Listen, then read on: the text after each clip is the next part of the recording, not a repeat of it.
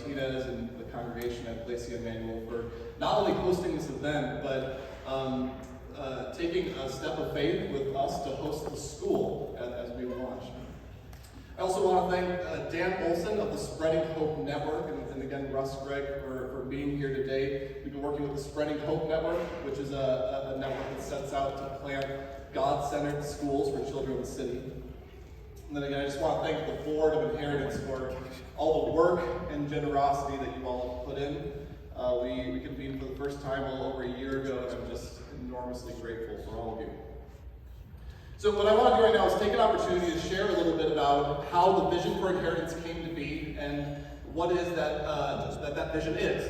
So before I took my current role as the pastor of Trinity Community Church in Libertyville, I worked in nonprofit here in Waukegan. So I was part of an organization that many of you are familiar with called Love in the Name of Christ of Lake County, or otherwise known as Loving. So I was the Gap Ministry Coordinator at Loving, and it was in that role that I first came to see the depth of the need in our county. What I encountered was fatherlessness, isolation, generational poverty, a sense of helplessness and hopelessness, problems of addiction, as well as ethnic and cultural tension. So in that role, I came to realize the depth of the need in our county, but at the very same time, I saw the way in which the glory of God was being displayed through the churches in Lake County, churches like Iglesia Emmanuel, as Christians came together to help their neighbors in need. What I saw was God's people bear witness to his kingdom through concrete acts of love and relief for the poor. So one example of that, just before I left Living, I had the privilege of helping to design a Christmas event, which Loving still does to this day, where families who are in the mentoring program, known as the New Hope mentoring program, their kids would come to this big, hugely fun event while the parents went out to do Christmas shopping with donated gift cards. So at that event, where all the kids were dropped off, what I saw were volunteers from churches across Lake County who spent a couple hours with those kids and just poured into them. They were attentive to those kids, smiling at them, talking to them, encouraging them, embracing them. It created this atmosphere of hope, an atmosphere of joy, an atmosphere of love. And just in those brief couple hours, the change over the kids was immediately evident. They were just happier. They were just fulfilled. They were excited to be there. And so the question I want to pose is, what if that atmosphere could be available to those children for as many hours as they were in school? What if that kind of atmosphere were available to those children for as many hours as they were in school? In 2017, I left Loving to accept a pastorate in the church I grew up in. But I left with the conviction that I wanted to be a part of what God was doing through his church for our neighbors in need. But I wasn't able to conceptualize what that role might be until the summer of 2020. So in the summer of 2020, questions of ethnicity and poverty were debated in the public square. Riots and protests arose in many American cities, Waukegan included.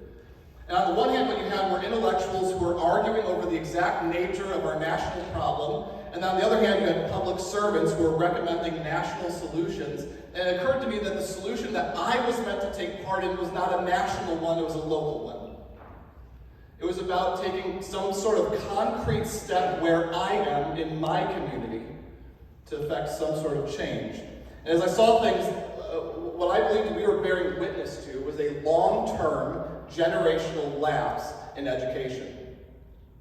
I think a huge part of what education does is prepare new generations to receive our society.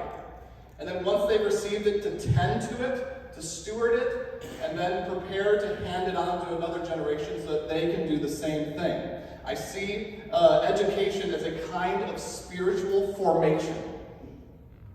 And it almost inevitably is. When you're talking about kids in a classroom for that long, it is inevitably formative what happens in the classroom.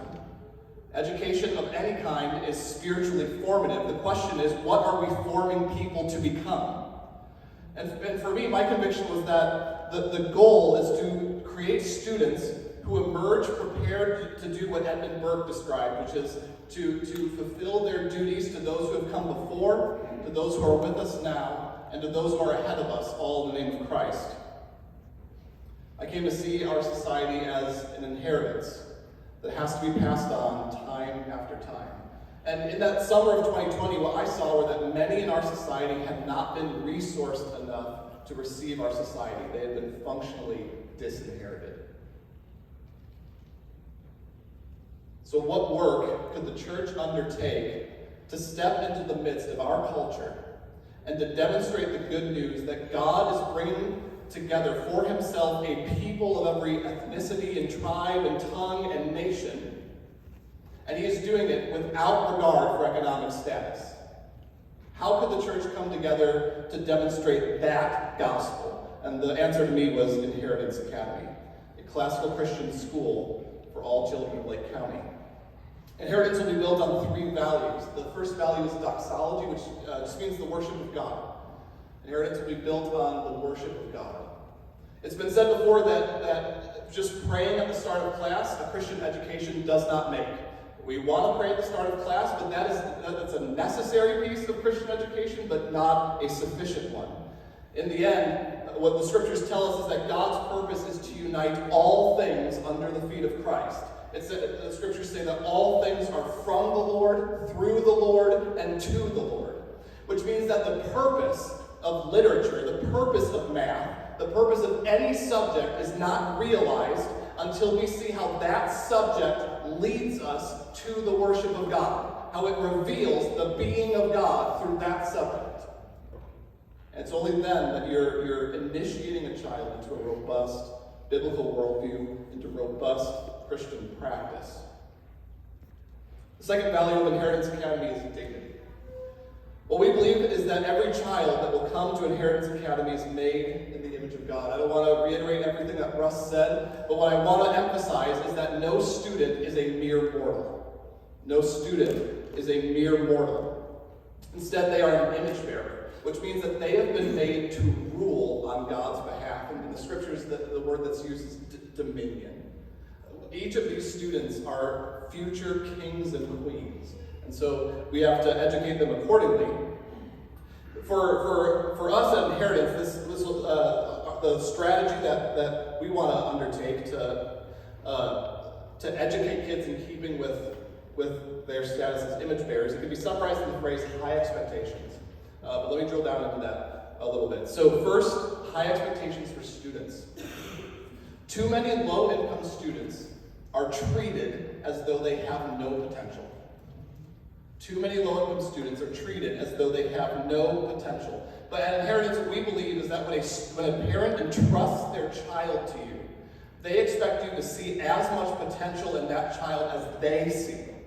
They expect you to see that child with their eyes, the eyes of the parents, seeing all that potential in that child. The children that are handed to us are more than capable of achieving great things, and in many cases, all they need are teachers who are willing to ask more of them.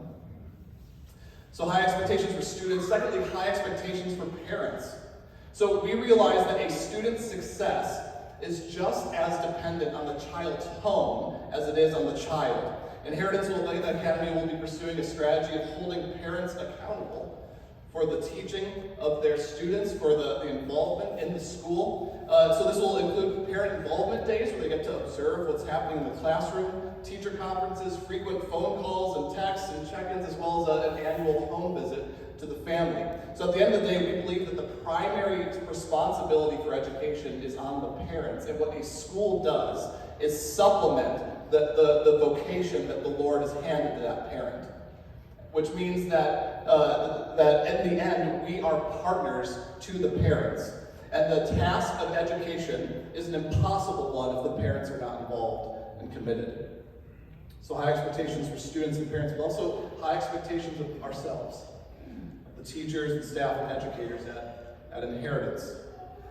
In keeping with the value of dignity, we hold ourselves to a strategy of holistic mission to families. Our teachers and staff will be will be conducting their classroom using the principles of classical education, introducing children to the humanities, to a kind of education that doesn't just speak to their potential as a consumer and producer, but speaks to their potential as a human, head, heart, and hands. But on top of that, we also realize that there are many resources that are available in our county that our families are not aware of, and so our teachers will also be setting out to connect families with local churches, local nonprofits, so that we can truly lift them up in more ways than one. So we have doxology, dignity, and finally, Inheritance Academy is built on the value of diversity. Inheritance Academy is launching so that children from very different ethnic and economic backgrounds can be brought together in the same school. So what we're creating is a group of students who are coming from all these different backgrounds, but they're all going to be in the same classroom. They're all going to have to undergo the Socratic method. They're all going to have to parse Latin. They're all going to have to argue the great books. They're going to grow up together. And the result is going to be a group of students who come to see each other, despite the differences in their backgrounds, not as the other, but as peers, as fellow scholars, and as friends, and we believe that that reflects the diversity of the kingdom of Christ. Ultimately, a vision of bearing witness to God's kingdom. In Romans 8, Paul writes this: "Now if we are children, then we are heirs, heirs of God and co-heirs with Christ, if indeed we share in his sufferings, in order that we may also share in his glory." The point that I want to bring forward for us is that in Christ, God is gathering together a people who will be sons and daughters to him. He is not creating a household of employees or servants, because employees and servants do not inherit the household. God calls us sons and daughters because he has made us inheritors to his kingdom in Christ.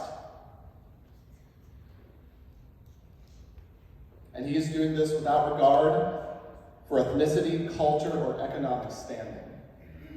And our prayer is that Inheritance Academy will be a concrete witness to that gospel.